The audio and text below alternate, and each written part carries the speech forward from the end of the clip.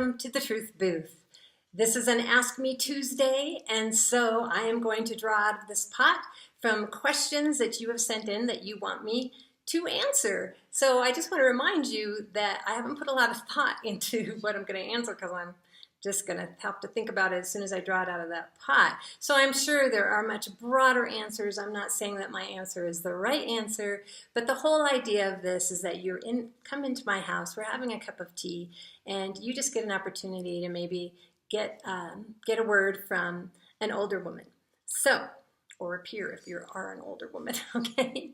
So we're gonna just draw one out, and please write in more questions. Just on any of these Ask Me Tuesdays, please just write in the comments there a question that you have, and it will go in this pot, and we'll see when it comes out. Okay, let's see what we have today. Will you say a word about mother-in-laws? Okay. Just a word about mother-in-laws? No. Okay. I'm not quite sure what you're going for with that, but I will just answer like I would if you were here and ask me that question point blank. I am a mother-in-law, and I have had a mother-in-law, and so I do have a bit of life experience with the whole question of mother-in-laws. So I'm not sure which end of this that you wanted an answer on, and I'm not sure what you're going through, perhaps, that you would ask this question. Perhaps you are a mother-in-law and you're wondering how to be a better one. Perhaps you have a mother-in-law that is difficult, or perhaps you have a mother-in-law and you're wondering how you can love her well. So let's just see what comes out of this Italian mouth as we talk about mother-in-laws, okay?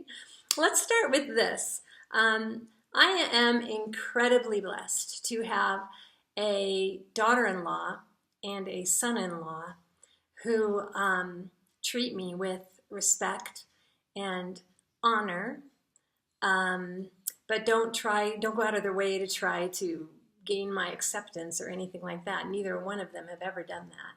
So I'm really privileged, I know, and very fortunate to have that in my life. I don't know exactly what kind of mother-in-law I am. You would have to ask them. But I will say that I have put a lot of thought into being a mother-in-law even before I was one. And so I think that's something that if you have kids at all, it's never too early to start collecting information, observing other people, kind of putting it in that bank of what you would like to be when you become, if you ever become, a mother-in-law. That is kind of what I've done in a lot of my life, is just kind of observed and collected information. And so when I get to that point in life, I kind of know, probably unrealistically, but I kind of know what I'm shooting for. And being a mother-in-law is one of those things. And I certainly have not been even close to perfect. I'm quite certain that I've stuck my nose in where it didn't belong, or my foot in where it didn't belong. But my driving force and the purpose in my heart would be not to do that. But that's a little fine line too. Once you become a mother-in-law, you're going to discover that, because you don't want to stick your nose in and you don't want to put your foot in. But then where am I also a sister in Christ, that if I see something that really does need to be addressed, that I can pray about it and lovingly be able to address things that I see, just like I would for anybody else in my life. So I have to say, I think I use more caution as a mother-in-law, because I understand just everything that's attached to that, and that it could be heard as a lot stronger and louder than I'm intending it to be. But that doesn't mean that I'm going to back off all the way. So as far as being a mother-in-law, I would have that to say to any of you that are a mother-in-law, or that may someday be a mother-in-law. Think and pray about this. Hopefully you're a believing Christian person. And so our driving force and our motivation is to what? To love even our mother-in-laws, right? Even our mother-in-laws is to love. And so you may have a difficult mother-in-law. You may be in a situation where you don't see any fruit of a mother-in-law praying and asking God how she can best love you. it's really easy for us to have a strange kind of jealousy, to kind of want to dump all those words out to our husband about their mother and kind of force him to choose sides because of a strange, weird jealousy we might have. And that jealousy might come because we see that she's jealous of us. She's jealous of us because we married her little boy and she's not first in his life anymore. Or perhaps they didn't have a good relationship at all.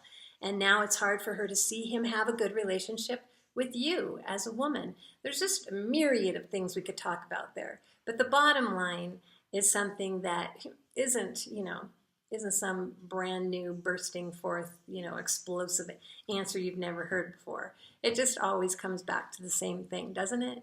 That we need to be willing to lay our lives down. We need to be willing to walk in love. We need to go to God in prayer more than we're going to our sister friends, more than we're going to our husband. That we need to unload all that to God. And He has such an incredible way, doesn't He, of just bringing us back to what's important, giving us the grace and the strength to love where we shouldn't be able to love, giving us what we need in our heart to be able to forgive, reminding us of what we've been forgiven of, reminding us that we can be little witches with a B ourself, right? He has such a way of doing that. So first and foremost, going to God with that.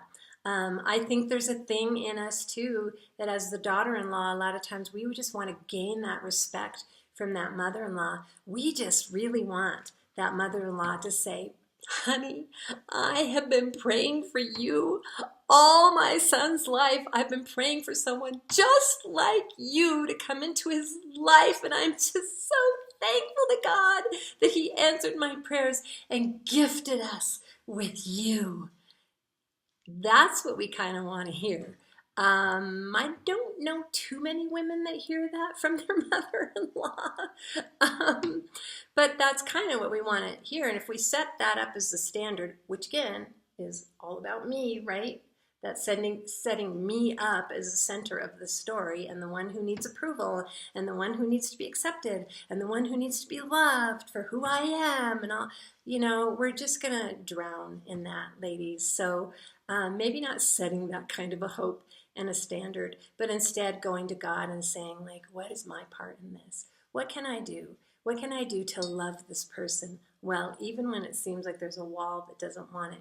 What can I do to make a difference in her life? What can I do to actually be a bridge between her and her son? Maybe they haven't ever gotten along. What can I do to be a bridge between them? God, show me. And guess what? I'm an old lady with gray hair, and I'm here to tell you, He will. He will show you. The Bible tells us over and over and over again. Read through Proverbs. If you ask for wisdom, He will give it. Wisdom is a treasure that we need to yearn for and strive for and ask God to keep filling us with. So if we ask for wisdom, He'll give it to us. If we ask for wisdom on how to handle our mother-in-law, He's going to give it to us. We may not like what we hear, but He is going to give it to us. So if you are a mother-in-law, I'm going to say, man, check your motives.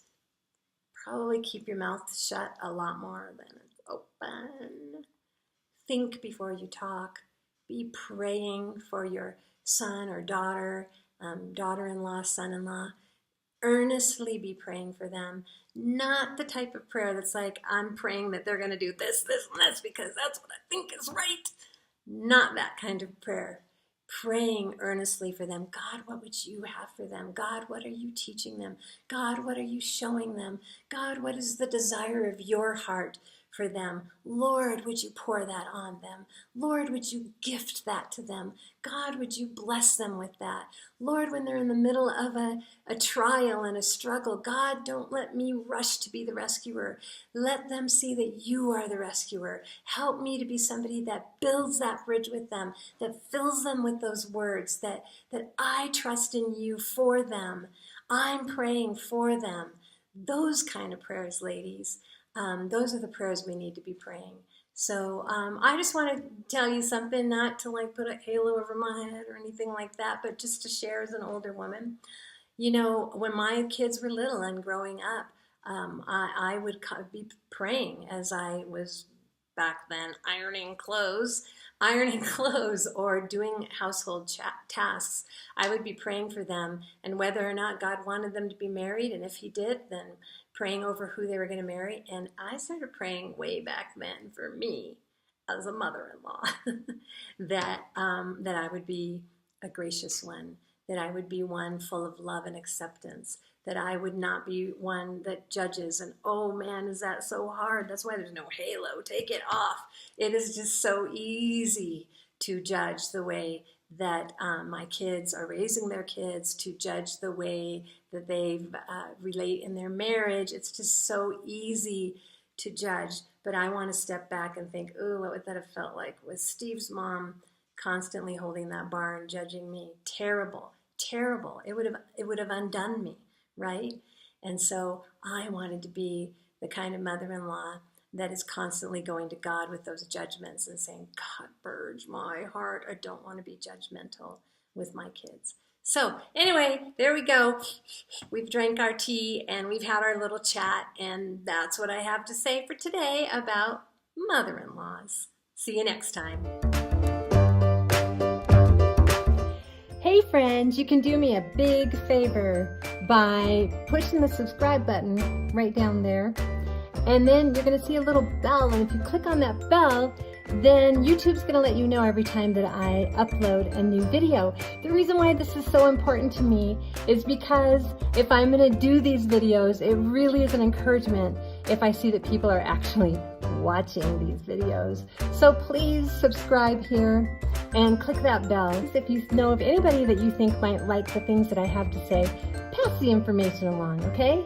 Thanks so much for watching. Bye-bye.